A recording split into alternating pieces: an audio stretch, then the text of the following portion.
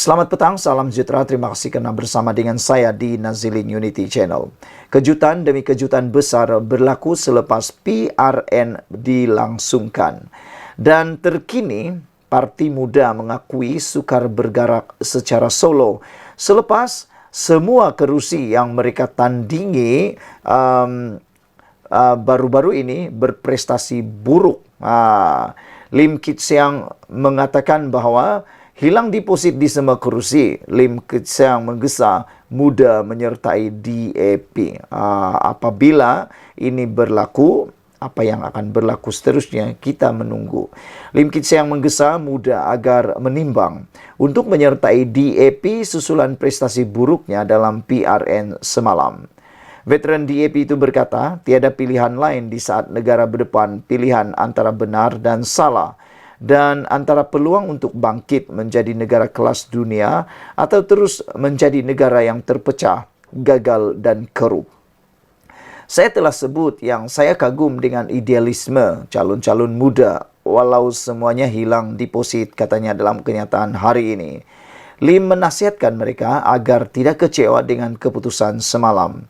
Saya ingin cadangkan agar mereka iaitu Parti Muda meneroka kemungkinan bergabung dengan DAP, katanya sambil menegaskan itu hanya pandangan peribadi dan bukan tawaran rasmi daripada DAP. Bergantung kepada kepimpinan DAP dan Muda untuk memutuskan perkara ini, katanya lagi. Dalam PRN semalam, gabungan PH dan BN mengekalkan kemenangan 3 negeri, Selangor, Negeri Sembilan dan Pulau Pinang, namun dengan bilangan kerusi yang lebih rendah. Mengulas perkara itu, Lim Kit Siang berkata, penting untuk kerajaan pimpinan Perdana Menteri Anwar Ibrahim menangani kebimbangan dalam soal ekonomi yang membawa kepada kemenangan PN di banyak kerusi di 6 negeri. Untuk itu, dia menggesa Anwar agar menggunakan sidang khas Parlimen bulan depan untuk memulakan agenda ekonomi madani sebagai tanda kepada perubahan dasar dan reformasi institusi yang akan memberi manfaat kepada semua rakyat Malaysia. Saudara-saudara sekalian, saya juga berpendapat bahawa cadangan daripada Lim Kit Siang ini adalah cadangan yang amat baik sekali untuk dipertimbangkan oleh Presiden Muda iaitu Syed Saddiq Syed Abdul Rahman. Dengan penggabungan DAP dan juga Muda ataupun Muda mengikuti DAP, ini akan memberikan satu percikan baru kepada DAP yang mana memerlukan kepimpinan-kepimpinan orang muda. Saya fikir seperti yang telah diakui oleh pemimpin muda bahawa pergerakan secara solo adalah sukar untuk mereka memenangi selepas mereka hilang semua deposit di semua kerusi. Maka dengan itulah saya fikir tiada masalah untuk Parti Muda memikirkan, mencari, meneroka cara baru untuk mereka benar-benar relevan dalam dunia politik di Malaysia. Kerana kita ketahui, politik di Malaysia ini adalah politik yang sangat unik, yang mana para pengundinya akan mengundi bukan berdasarkan ideologi, tetapi mereka akan mengundi berdasarkan parti politik. Itu sudah ketara dan kita tahu dan memang tidak boleh dinafikan. Jadi untuk membuat ideologi yang lebih kuat, saya fikir Muda patut bergabung dengan parti-parti yang sedia kuat seperti DAP maupun PKR ataupun Amanah. Jadi dengan ini kita harap Parti Muda dapat memikirkan penerokaan baru yang telah dicadangkan oleh Lim Kit Siang ini.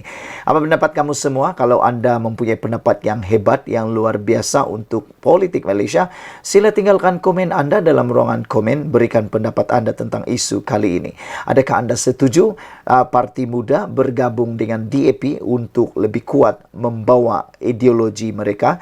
Kerana kita tahu dalam pilihan raya baru-baru ini memang luar biasa ideologi yang dibawa oleh Parti Muda ini, namun mereka tidak mampu menandingi kepopularan popularnya parti-parti lain, gabungan-gabungan yang lain yang bertanding, terutamanya Perikatan Nasional, Pakatan Harapan dan Barisan Nasional. Jadi kalau Parti Muda bergabung dengan parti yang sudah popular sedia, saya fikir ideologi yang dibawa oleh Parti Muda tidak akan menjadi masalah dan pasti akan membawa kemenangan yang baru untuk Parti Muda. Sekian dulu Malaysia kita punya, kita jaga sama-sama, cintai Malaysiaku. Bye-bye. Selamat petang, salam sejahtera. Terima kasih karena bersama dengan saya di Nazlin Unity Channel. Ini satu kejutan selepas 12 jam diumumkan keputusan PRN di Terengganu. Apa yang menariknya di Terengganu ialah Parti PAS ataupun Perikatan Nasional sapu habis. Tidak ada satupun pembangkang menang di Kerajaan Terengganu.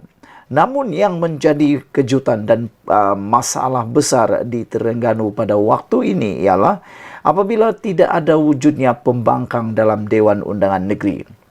Dengan ini, ada penganalisis politik menyatakan bahawa ini memberikan kesan yang amat buruk kepada kesejahteraan dalam Dewan Undangan Negeri dan pastinya untuk sistem semak dan imbang. Apabila tidak mempunyai pembangkang di dalam Dewan Undangan Negeri, maka dengan itu tidak ada wujudnya semak dan imbang. Semua keputusan boleh diambil dengan sewenang-wenangnya atau dengan mudahnya oleh pihak kerajaan, kata penganalisis politik. Namun demikian, yang mengejutkan kita ialah apabila perkara ini ditanyakan kepada Presiden PAS iaitu Abdul Hadi Awang. Abdul Hadi mengatakan bahawa tiada masalah untuk Dewan Undangan Negeri Terengganu walaupun tiada pembangkang kerana menurut Hadi Awang rakyat boleh kritik kerajaan, kata Hadi Awang, dan beliau mengatakan bahawa yang akan menjadi semak dan imbang ialah rakyat. Namun, sebagai pemerhati politik bebas, saya dengan ini mengatakan bahawa sebenarnya mana-mana Dewan Undangan Negeri maupun kerajaan di Persekutuan adalah amat baik apabila mempunyai pembangkang yang kuat. Kerana apabila ada pembangkang yang kuat, maka sistem semak dan imbang boleh dibuat dengan lebih bagus dan ini boleh menyebabkan semua ahli parlimen maupun ahli Dewan Undangan Negeri akan bekerja dengan lebih baik, lebih tekun kerana adanya sistem semak imbang dan ada yang memerhatikan pekerjaan mereka. Selain itu, keputusan-keputusan yang akan dibuat dalam Dewan Undangan Negeri maupun di Persekutuan akan lebih berhati-hati kerana ada pembangkang yang berada di sana ketika wujudnya ataupun sesi soal jawab ataupun pembentangan bahas usul sesuatu usul, maka akan dapat dilaksanakan dengan lebih telus lagi. Namun, kata Hadi Awang, tiada pembangkang di Terengganu, rakyat boleh kritik kerajaan. Dengan ketiadaan pembangkang di Dewan Undangan Negeri Terengganu, semak dan imbang boleh hadir menerusi rakyat dan juga adun PN, kata Presiden PAS Abdul Hadi Awang. Abdul Hadi memberi jaminan pentadbiran kerajaan Terengganu akan diteruskan seperti biasa tanpa pembangkang selepas Perikatan Nasional menang di kesemua 32 Dewan Undangan Negeri di negeri itu semalam. Kita akan galakkan budaya nasihat termasuk daripada rakyat sendiri boleh mengkritik kerajaan. Malah suka dimaklumkan bahawa dalam Islam ini walaupun tidak ada pembangkang, ahli dewan boleh mengkritik dan memberi teguran, katanya seperti dipetik Berita Harian. Hadi berkata demikian ketika sidang media selepas pengumuman keputusan pilihan raya di Dewan Tok Guru Rusila di Marang, Terengganu malam tadi. Dia juga menyuarakan penghargaan kepada mereka yang mengundi Perikatan Nasional dan telah memberi kemenangan di Kelantan, Terengganu dan Kedah. Dia juga membangkitkan sokongan yang diberikan pengundi muda dalam kemenangan itu. Malah saya lebih berbangga apabila bukan sahaja kekal memerintah Terengganu, malah berjaya menyapu bersih ke semua 32 kerusi Dewan Undangan Negeri dan kerusi Parlimen Kuala Terengganu, katanya lagi. Selain mengekalkan kemenangan di negeri yang sedia ditakbir, katanya lagi, PN juga berjaya menambah bilangan kerusi di Pulau Pinang, Selangor dan Negeri Sembilan. Saudara, sebelum kita berpisah, apa pendapat anda dengan kemenangan sapu bersih Terengganu oleh Perikatan Nasional dan tiada pembangkang di negeri Terengganu untuk waktu ini? Adakah itu ialah perkara yang baik atau itu akan membawa perkara yang kurang baik memandangkan ketiadaan semak dan imbang di Dewan Undangan Negeri Terengganu? Tapi menurut Hadi Awang, ia tiada masalah kerana rakyat boleh menjadi semak dan imbang dan menerusi rakyat. Dan Hadi Awang juga mengatakan bahawa beliau suka dimaklumkan bahawa dalam Islam ini, walaupun tidak pembangkang, ahli dewan boleh mengkritik dan memberi teguran. Sekian dulu Malaysia kita punya, kita juga sama-sama cintai Malaysiaku. Bye-bye. Selamat petang, salam sejahtera. Terima kasih kerana bersama dengan saya di Nazilin Unity Channel. Saudara-saudara sekalian, sebelum saya teruskan konten kali ini, anda dilarang senyum, dilarang ketawa, dilarang tersenge-senge, ataupun dilarang untuk terbahak-bahak. Walaupun saya tersenyum sendirian. Kerana konten kali ini memang lucu tapi benar. Benar tapi benar. Pelik tapi benar. Manakan tidak pelik? Bayangkan, Perikatan Nasional yang tidak menang 6-0, seri 3 sama, pun buat dakwaan rakyat kononnya tolak Anwar dan Zahid. Anda pernah dengarkah main bola sepak 3 sama? Ataupun macam mana nak cara? Seri 3 sama, tapi tiba-tiba rakan anda, lawan anda kata dia dah menang. Tak pernah dengar kan? Kalau anda pernah dengar, itulah yang paling lucu sekali di muka bumi. Tapi itu belum lucu lagi. Yang lebih lucu lagi ialah dulu dalam PRU 15, anda pasti masih ingat lagi. Waktu itu Perikatan Nasional hanya dapat 73 kerusi parlimen. Tapi apa mereka kata? Tunggu, dah nak angkat sumpah, kata Hadi. Mereka kata dah cukup jumlah untuk tubuh kerajaan. Walaupun pada waktu itu hanya ada 73 kerusi parlimen. Bukankah itu sesuatu yang lucu? Kali ini biasalah, sejarah berulang lagi. Ulangan sekali lagi kelucuan dan lawak jenaka itu. Apabila kali ini Perikatan Nasional yang hanya menang di 3 buah negeri pula mengatakan bahawa ia ialah referendum rakyat minta Datuk Seri Anwar Ibrahim dan Datuk Seri Zahid Hamidi berundur. Itulah yang paling lucu. Mereka hanya menang 3 kerusi. Pakatan Harapan menang 3 kerusi, tapi kononnya mereka ditolak oleh rakyat. Padahal sebelum ini memang kerusi itu ataupun kerajaan itu dimenangi oleh atau dikuasai oleh Parti Perikatan Nasional dan Pakatan Harapan. Jadi di mana celahnya Anwar Ibrahim kononnya ditolak? Biasalah kan, dulu 73 kerusi parlimen pun mereka kata sudah cukup jumlah untuk bentuk kerajaan. Kali ini seri 3 sama pun mereka kata juga mereka adalah yang dipilih oleh rakyat. Sebenarnya ia bukan kemenangan 6-0 atau kemenangan 100%. Ia seperti diramalkan keputusan status quo. Di Kelantan dan Kedah sendiri, iaitu kubu kuat PN menolak mereka di negeri tersebut apabila menang 2 atau 1 kerusi DUN. Analoginya dalam apa jua perlawanan, contohnya bola sepak. Walaupun pasukan itu menguasai permainan 90 menit, tetapi kalau tewas 1-0, ia tetap namanya tewas. Betulkah tidak? Betul kan? Walaupun pihak lawan menguasai perlawanan 90 menit, menyerang habis-habisan, tapi kedudukannya tetap 3 sama, perlawanan itu tetap disebut apa? Seri, bukan menang, bosku. Walaupun mereka menguasai 90 menit perlawanan, separuh padangkah, tapi kalau jaringan tetap seri 3 sama, itu tetap diberi nama seri. Jadi janganlah macam-macam menuntut kononnya dialah paling jago, dialah pemenang. Begitulah juga dengan keputusan semalam. Seri tetap seri. Kita tidak akan lihat Azmin Ali yang angkat sumpah di negeri itu, di Selangor. Minta maaflah Azmin. Azmin kini hanya akan jadi orang biasa, DUN biasa di DUN Selangor. Ahli Dewan Undangan Negeri biasa di DUN Selangor, dan silap sikit nanti akan jadi pula bahan di Dewan Undangan Negeri nanti. Muhyiddin sebenarnya sangat terdesak dengan kes mahkamahnya. Jika kerajaan ini kekal dan jika dia dapati bersalah, pastinya Muhyiddin meringkuk dalam penjara. Disebabkan itu Muhyiddin dilihat terdesak untuk menjatuhkan kerajaan ini. Rakan saya dari UMNO memberitahu dia tidak menolak berlaku sabotaj dari undi partinya kali ini. Contohnya, undi PH di DUN Hulu Kelang meningkat, tetapi menjadi persoalan, kemanakah undi BN sebanyak 10,000? Betul atau tidak? Dalam PRU atau PRN sebelum ini, BN dapat 10.000 di Hulu Kelang. Tapi kali ini, di mana undi BN itu? Kemana mereka? Pastilah mereka pergi kepada Azmin Ali. Jadi itulah sebutan BN, pengundi terhadap BN. Adakah mereka mengundi PH atau mengundi PN apabila undi PAS meningkat 18.000 undi?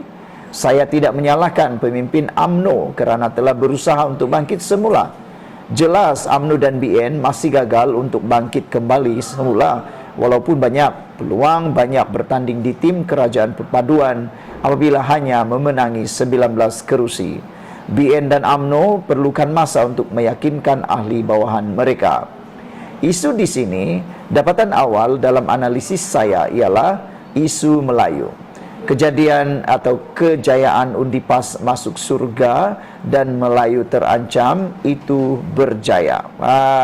Jadi ada penganalisis kata ada ramai pengundi yang takut tak masuk surga dan orang Melayu kononnya terancam. Itu adalah teknik yang amat berjaya. Kebencian orang Melayu kepada kaum Cina dapat dilihat apabila Dominic Lau yang merupakan presiden gerakan sendiri dihalau dalam satu ceramah kempen Perikatan Nasional. Rasuah surga yang dicanangkan oleh pemimpin mereka itu benar-benar membuat orang Melayu terhayal dengan khayalan tersebut. Saya tidak dinafikan ada 3 faktor utama jumlah undian PHBN mengecewakan. Faktor DAP dan Zahid yang terus dimomokkan membuat ramai takut untuk mengundi merah biru dalam kalangan orang-orang Melayu. Muhyiddin tahu hanya satu cara untuk mereka berjaya sekali lagi seperti langkah Sheraton.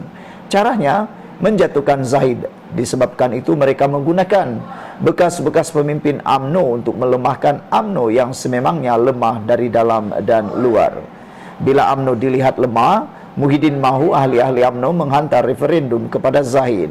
Tapi malangnya, ramai ahli UMNO tidak faham muslihat ini, hingga mereka sebenarnya sedang membunuh partinya sendiri.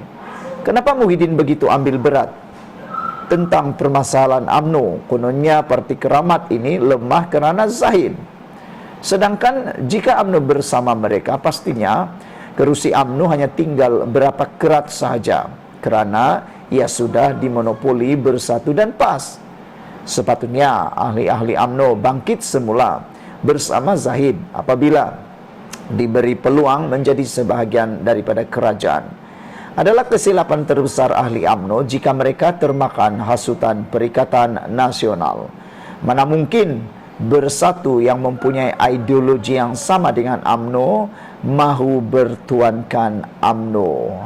Jadi saudara-saudara sekalian, sebelum kita berpisah, ini adalah isu yang paling luar biasa sekali. Jangan lupa tinggalkan komen Anda, tekan butang subscribe. Kita jumpa lagi. Bye-bye. Selamat pagi, salam sejahtera. Terima kasih karena bersama dengan saya di Nazilin Unity Channel. Beberapa jam selepas keputusan rasmi, tidak sampai 1 jam selepas keputusan rasmi pilihan raya negeri di 6 buah negeri diumumkan, Muhyiddin tiba-tiba tampil membuat satu keputusan, mengumumkan keputusan yang memang mengejutkan seluruh rakyat Malaysia, yaitu apabila Muhyiddin menyeru supaya Anwar Ibrahim dan Zahid wajar letak jawatan. Inilah yang dikehendaki oleh Muhyiddin, yaitu mengarahkan Anwar dan Zahid letak jawatan. Namun demikian, apakah anda setuju Anwar Ibrahim dan Zahid Hamidi letak jawatan? Tak perlu letak jawatan sebenarnya. Pada pendapat saya, Zahid dan Anwar tidak perlu letak jawatan. Tindakan itu akan menyebabkan negara ini sekali lagi berada dalam gelembung ketidakstabilan. Saya tidak setuju sama sekali jika Anwar Ibrahim dan Zahid Hamidi letak jawatan. Saya tak setuju. Kerana kalau itu berlaku, percayalah negara kita akan masuk sekali lagi di dalam satu gelembung, di dalam satu tempo masa, dalam satu period kejatuhan sekali lagi. Negara kita sudah sekarang ini mengurak langkah kejayaan besar. Malaysia sudah mengumpul pelbagai pelaburan yang luar biasa. Kita sudah mula bangkit semula. Jadi kalau ikut semula saranan Muhyiddin Yassin supaya ada Anwar Ibrahim dan Zahid Hamidi ini letak jawatan, percayalah negara kita akan sekurang-kurangnya sebulan atau 2 bulan akan bergolak dan tidak akan kemana-mana. Cantas mencantas, pilih memilih, letak jawatan sini sana, dan pastinya tidak akan membawa apa-apa keuntungan kepada rakyat Malaysia. Saya tidak bersetuju kalau Anwar Ibrahim letak jawatan. Begitu juga dengan Zahid Hamidi. Sekiranya Zahid Hamidi letak jawatan, pasti akan ada plot membawa Barisan Nasional keluar daripada kerajaan perpaduan. Apabila Barisan Nasional keluar daripada kerajaan perpaduan, ini akan mengheret sekali lagi kuasa, perebutan kuasa di peringkat persekutuan atau Putrajaya. Apa yang sebenarnya kita mahukan, saudara-saudara sekalian? Nak pilihan raya lagi walaupun baru 9 bulan pilihan raya? Ataupun kerana kalau Anwar Ibrahim letak jawatan, dia boleh mengarahkan semua kabinet letak jawatan dan secara tidak langsung boleh menyebabkan pengheretan kepada pilihan raya semula. Itukah yang kita mahu? Kalau Anwar itu jahat, dia boleh meminta pilihan raya semula. Tapi itukah yang kita mahu? Saya fikir Anwar Ibrahim tidak akan terfikir untuk letak jawatan. Begitu juga dengan Zahid Hamidi. Biarkan sajalah Muhyiddin Yassin dan geng-geng Perikatan Nasional menuntut Anwar Ibrahim Zahid Hamidi letak jawatan, tapi kita berdoalah Anwar tidak akan letak jawatan. Dan yang terkini, apabila Anwar kata kerajaan pusat akan terus kekal dan kukuh, itu bermaksud Anwar Ibrahim tidak akan melayan permintaan Muhyiddin Yassin untuk letak jawatan, dan dia tidak akan meninggalkan Barisan Nasional walaupun dilihat Barisan Nasional kurang menyumbang dalam kemenangan kali ini. Dan kita dapat rasakan bahwa kerajaan ini tidak akan tergugat sampai 5 tahun lagi. Jadi pada pendapat saya lebih baik Muhyiddin bersama dengan Perikatan Nasional kekalkan momentum mereka itu, kerana sebagai penganalisis politik yang bebas, saya sebenarnya lebih suka ada pembangkang yang kuat di Malaysia.